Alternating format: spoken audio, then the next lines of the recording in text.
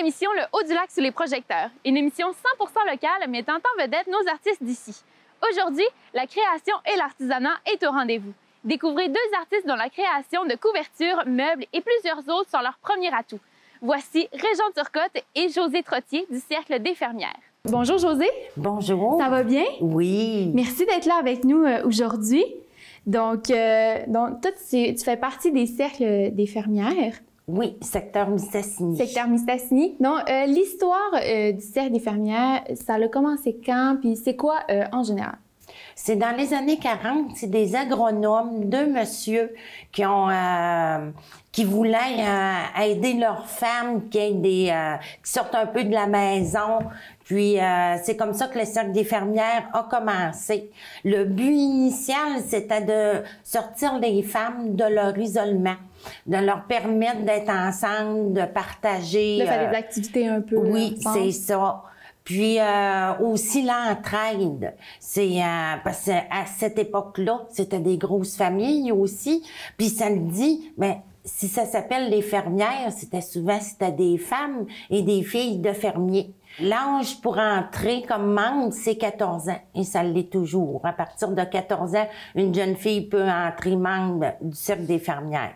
Souvent, est-ce que les femmes qui allaient apportaient leurs enfants, tu sais, quand il y avait l'âge, est-ce qu'il y en a qui les apportaient ou qui pouvaient les initier un peu à les faire commencer? Oui, certainement. Comme je vous dis, là, à partir, premièrement, c'est exclusivement pour les femmes. Les fermiers n'étaient pas, même si c'est des deux hommes qui ont fondé, c'est seulement des femmes. Puis, c'est ça. Puis même, les dames, souvent, avaient des métiers à la maison.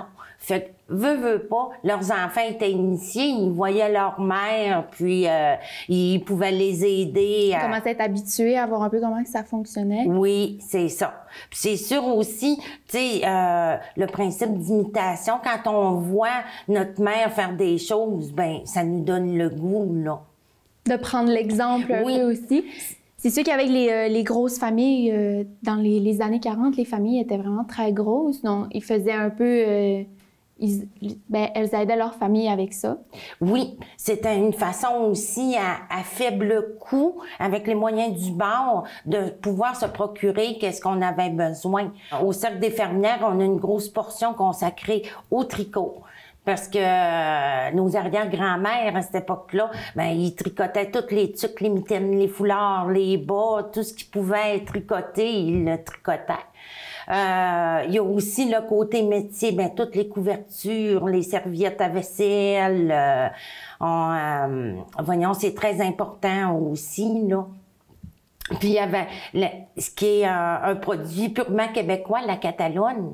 C'est fait avec des retailles de coton qu'on tisse, puis c'est des couvertes qui sont pesantes, puis qui étaient chaudes, puis qui coûtaient pas cher. Quand les draps étaient finis, on les coupait, puis c'était une façon de recycler aussi.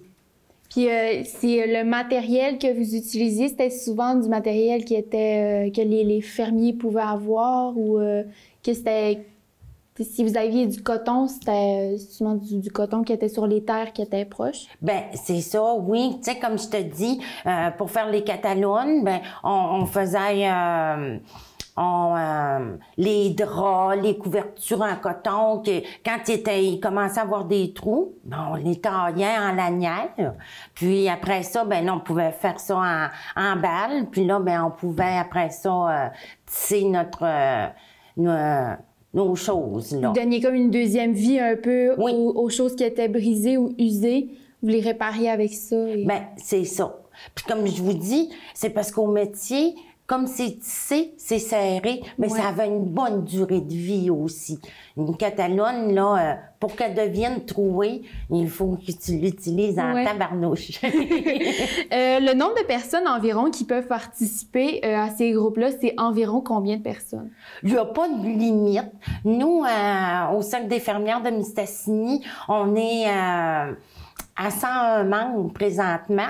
Puis, il y a de la place pour tout le monde. Là, présentement, on est jusqu'au 5 août, on est en vente de nos cartes de membres. C'est 30 $ pour une année. C'est quoi les avantages de s'en procurer une?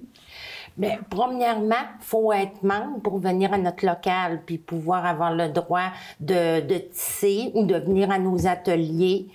Ensuite de ça, les avantages, on a dans certains magasins, on peut avoir des rabats si on a la carte des fermières.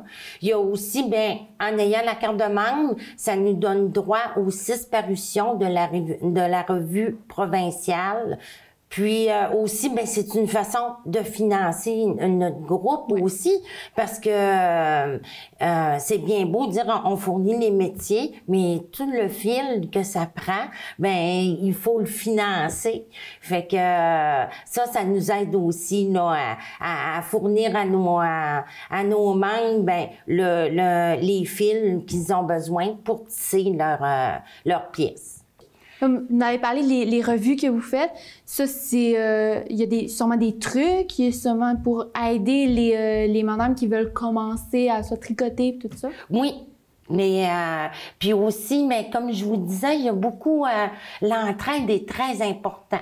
Comme nous autres, le mardi après-midi, on avait la portion tricot. Il y a Madame Denise Gay puis Madame Monique Gauthier qui sont des membres de longue date qui vont coacher, qui vont aider, qui vont être à côté des tricoteuses novices. Puis même quand ça fait longtemps qu'on tricote, des fois, on veut se perfectionner, fait qu'on va plus, on dépasse nos limites. Fait que des fois, quand les patrons sont trop compliqués, ben ils sont là pour nous aider.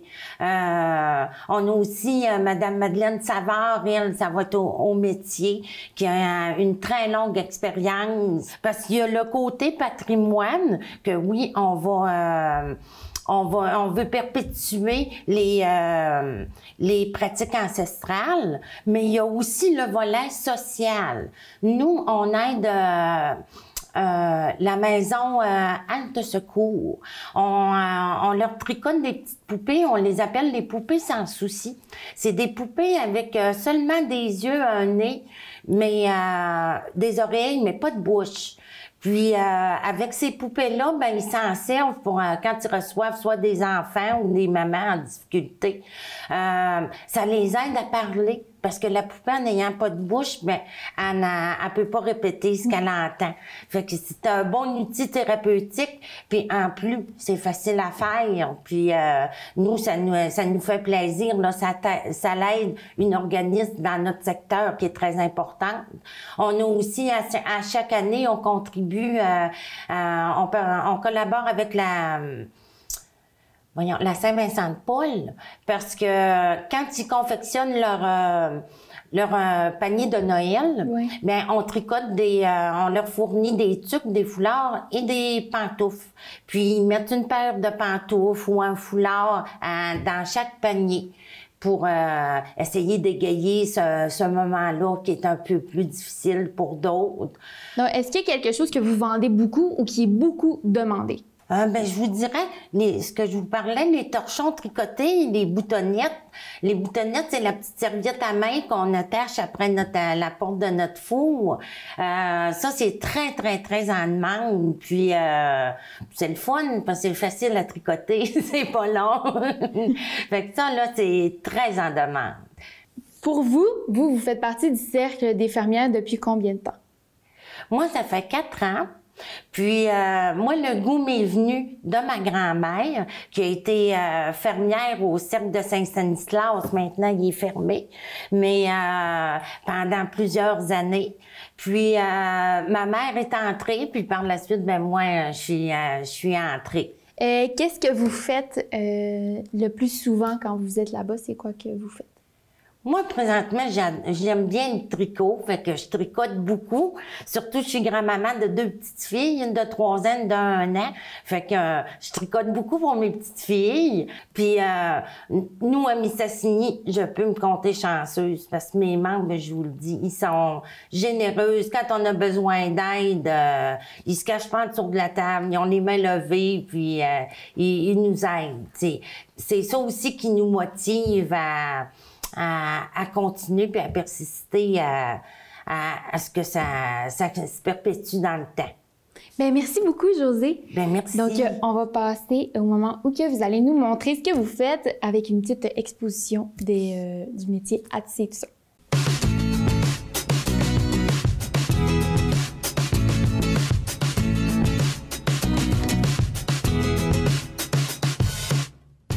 Ici, c'est une jetée qu'on a tissée au métier. On a ensuite aussi des couvertures en laine. Ensuite, ici, on a la traditionnelle Catalogne. Celle où je vous disais, on coupe des retailles de coton. Puis avec nos retailles de coton, bien, on fait des balles. Puis on peut, après ça, s'en servir pour tisser nos couvertes. Puis ça dure très longtemps parce que ça le dit, quand c'est tissé, c'est solide. On a ici une couverte qui a été tricotée à la fourche. Là, on a oublié de la porter, mais c'est comme une fourchette dans le fond. Puis on tricote avec ça. C'est notre présidente, Mme Ginette Gauthier, qui l'a tricoté. Ça, c'est la courte pointe. C'est tout fait à la main. Ça, ici, c'est une courte pointe d'enfant.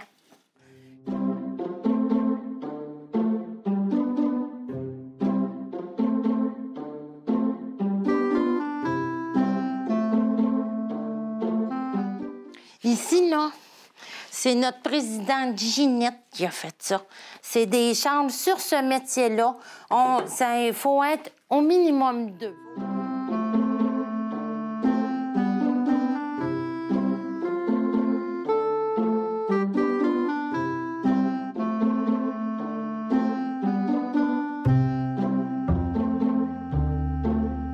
Les essuie-mains, puis ça, c'est des tabliers que sa mère a fait.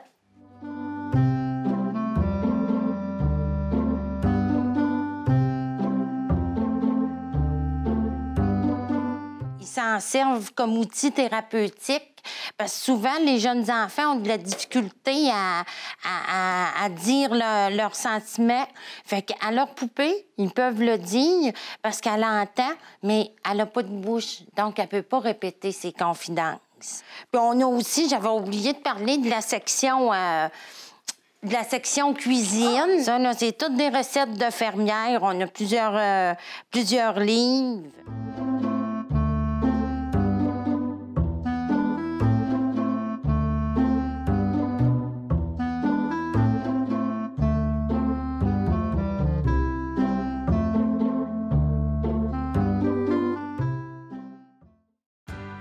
Salut, je suis Camille et je suis membre de Maria Express.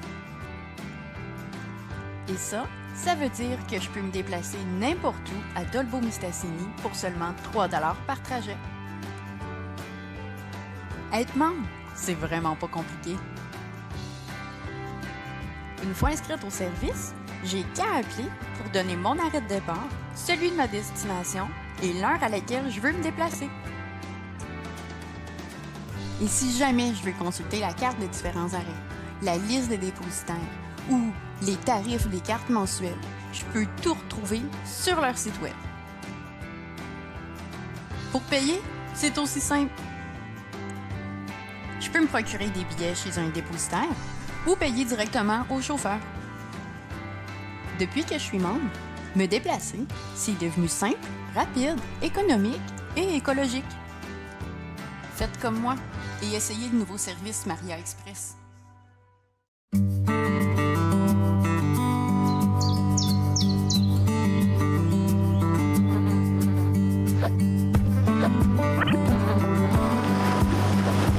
Sam, j'en reviens pas. Quand je pense que ce légume-là va pousser dans du compost fait à partir de nos restants de table.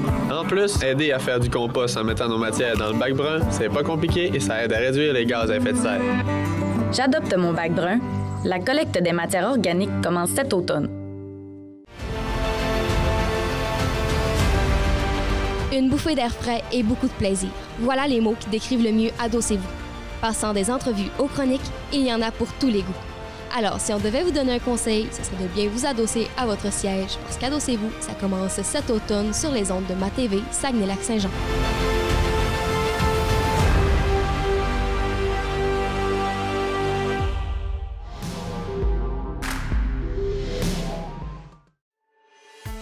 Moi, au CFP, là, ça a été vraiment des belles années. J'ai eu du fun là.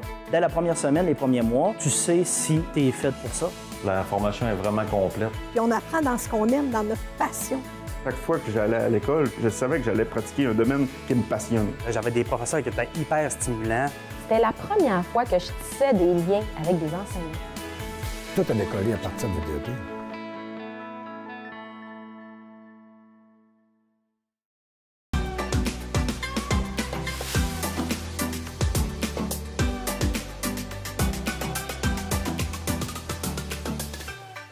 Bonjour Régent. Bonjour. Ça va bien? Ah, super bien. Donc, merci d'être avec nous aujourd'hui. Donc, toi, tu fais de l'ébénisterie. En fait, c'est de l'ébénisterie, c'est de la création de tout, de meubles antiques. J'ai toujours été dans les finitions de plancher, dans le travail du bois depuis ma naissance, en fait. Puis après ça, on a toujours bisouné dans faire toutes sortes d'affaires. Alors aujourd'hui, vu que je suis retraité, maintenant, c'est tous des meubles, des tables spéciales, des meubles, des affaires antiques. Je fais beaucoup de reproduction de meubles. À l'occasion, je vais voir la TV, j'écoute la TV, puis je regarde toujours l'arrière-plan, et je vois des meubles, je vois des affaires, mais là, ça me captive. Alors, ça te donne de l'inspiration. Oui. Donc, tu as commencé, ça fait, comme tu as dit, ça fait quand même longtemps que tu as commencé. Oui. Donc, ça fait depuis que tu es jeune que tu es dans le... Oui. Dans le bois un peu. Oui, mais à créer des affaires spéciales comme aujourd'hui, ça fait, je peux te dire, ça peut faire 5 ans que je suis à plein temps là-dedans, à faire ça. Parce que, si tu vois ici, dans la maison, tous les meubles, je les ai toujours fait. J'ai toujours fait mes meubles partout de la maison, les tables, les chaises, tous les meubles, à part ce qui se fait pas comme un frigidaire, là, en réalité, mais j'ai tout le temps reproduit ce que j'ai. Pourquoi tu as commencé à vouloir faire des tables, des meubles, quelque chose qui est plus gros que... Après ma retraite, c'est que j'ai quelqu'un qui est arrivé et il m'a demandé de faire quelque chose de spécial. Étant dit, une table avec des coulages spéciaux. Fait que j'ai dit, je m'essaie. Je suis capable de faire des meubles, je suis capable de faire un paquet de choses, tu sais. Mais les tables, je savais pas travailler les époxys. Ça, c'est un produit dont tu vois que la table, qu'est-ce qu'on fait avec ça. Fait que là, j'ai commencé ça. Puis là, ça n'a pas arrêté. Ça fait 5 ans que j'en fais, puis toutes sortes de meubles. Je fais même maintenant des cadres que je vais vous montrer. Tu sais que des cadres, c'est toutes des époxys dont ça crée des nuances, ça crée des affaires assez spéciales. En tout cas, je pourrais vous montrer ça. C'est quelque chose de assez authentique. Il n'y a pas Ça ne doit pas se faire beaucoup ici. Là. Je pense que tu es pas mal le seul. Oui, présentement, je suis le seul qui travaille ces époxys-là, puis les tables, les grosses tables. De cette manière-là. De cette manière-là. Parce qu'il y en a beaucoup qui s'essayent à en faire. Mais, tu sais, moi, en plus, que j'ai toujours été équipé pour le faire. J'ai la chope à bois, j'ai le talent un peu, que j'admets. Oui. Puis après ça, c'est la création. Moi, écoute bien, moi, je pense que c'est plus un défi quand quelqu'un me demande de faire quelque chose. Qui est mon inspiration. C'est pas, je me lève pas le matin et je dis, le matin, je fais une table. C'est quelqu'un, serais-tu capable de me faire quelque chose de même? Là, oui, laisse-moi, des fois, ça me prend 1 semaine avant de commencer. Pour te trouver de l'inspiration, savoir comment tu vas faire ça. Oui, parce que quand tu arrives avec des pièces de bois, c'est tout du brut. Hein? Là, il faut que tu apportes ça. Après ça, comment le couper, comment le travailler, qu'est-ce qu'on met dedans, comment est-ce que je fais. Je fais les pattes aussi, je fais le fer. Il y a toutes sortes de modèles. Hein? Alors, c'est ça que... Le bois que tu utilises, est-ce qu'il y en a que tu utilises souvent la même sorte ou c'est souvent les gens qui viennent te voir et qui te demandent j'aimerais ça une table avec... Oui, la plupart des gens arrivent ici avec leur bois. Parce que ici, on est d'une région où il y a beaucoup de production de bois. Ça peut être en pin, en érable, en frêne, en n'importe quoi. Ils m'apportent du bois qu'ils ont. Et après ça, ils me demandent, qu'est-ce que tu me feras avec ça? Mais moi, je sors des affaires extraordinaires. Ça sort des modèles. En tout cas, je suis fier de ces créations-là. Oui. Ce que tu construis le plus souvent, tu fais souvent des tables, mais à part les tables, ce que tu fais le plus souvent?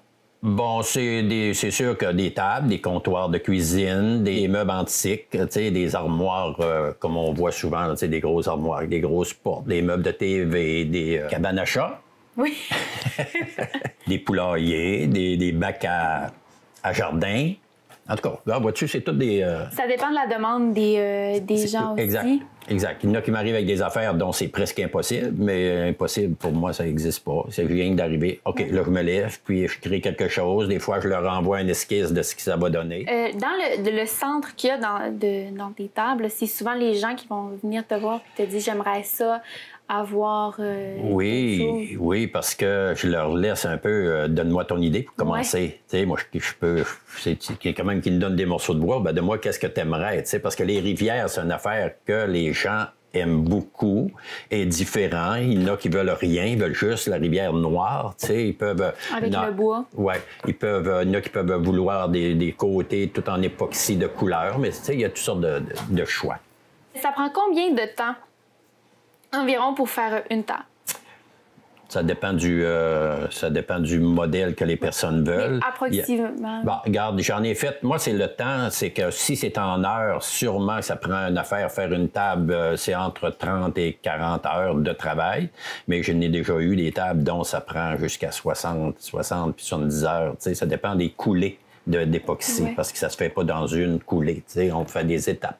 Des étapes. C'est comme des couches un peu. C'est des couches de vernis spécial, d'époxy, dont on coule, il faut attendre que ça sèche. Après ça, il faut faire de la 3 dimensions. Je ne sais pas si tu vois la table qu'il y a devant toi. C'est en 3 dimensions. On coule le fond, on coule on met on met une couche, on coule des fleurs, des roches, n'importe quoi. Pour faire du 3 dimensions. Mais est-ce que ça arrive des fois que tu fais des dessins dedans ou comme... Oui, maintenant, je vais vous montrer qu'est-ce que ça fait les époxys, quand je mélange. OK, quand je mélange 1, 2, 3, 4, 5 couleurs, je peux faire des motifs. Là, ces époxys-là sont spéciales. Ils se marient. Ils se marient ensemble, mais ils font des motifs qu'on ne peut pas croire. Ce que tu vas couler comme couleur, elle va faire comme un sillon, elle va donner comme... Puis je suis capable de l'apporter où ce que je veux. Si je coule, mettons, du rouge là-dedans, alors je prends juste quelque chose, j'apporte le rouge, il va tout se marier, toutes les couleurs se marient. Ouais. Pour faire une table comme ça, les étapes qu'il faut pour pouvoir le faire, tu arrives avec ton bois, et pour pouvoir être capable de faire une rivière, c'est quoi environ ce qu'il faut faire pour... Premièrement, quand les gens arrivent avec le bois qui, en général, quand les gens veulent avoir le edge d'un côté, c'est le edge, c'est les côtés qui sont naturels d'après le bois. Quand je fais une rivière, je peux revirer mes planches, OK, la façon de faire. Je garde les côtés dans le centre et là, ça donne toute une affaire croche. C'est ça qui est beau. Ouais. Ou si, mettons, je peux prendre, mais j'ai des outils spéciaux, donc je peux la faire moi-même. Ouais. C'est la rivière. S'il y a quelqu'un qui la veut plus grosse, je peux la rélargir, la largeur qu'il veut que les gens veulent. Hein? Oui. Est-ce qu'il y a quelque chose que tu as fait que tu es vraiment le plus fier? C'est sûrement ma décoration de maison que j'ai fait moi-même, OK, qui est le style texan. OK? Puis ça, c'est comme, parce que je vais souvent au Texas. Puis quand je vois les meubles, j'ai tout créé pareil comme les maisons spéciales. Tu t'inspires beaucoup de leur style. Mais c'est comme je te dis, souvent je vais te donner un exemple. Si je vois le style comme dans Séraphin, tu sais, l'émission, tous les vieux meubles, je les ai tous reproduits. Tout ce qu'on voit, les anciens meubles, les anciens, tout ça, je les ai tous refaits. Je vois ça, je fais un croquis, puis là, OK, j'ai le temps. Alors c'est là que je crée quelque chose. Mais créer selon ce que j'ai vu. Oui. Tu es capable de reproduire. Oui. C'est comme, mettons, dessiner, voir un dessin puis le reproduire. Oui. Les dimensions, ce que les gens veulent, je suis capable de reproduire ça. OK, merci beaucoup, Régent. Ça fait plaisir. Donc là, on va passer au bout où que tu vas nous montrer ce que tu as fait, tu vas nous expliquer tout ça.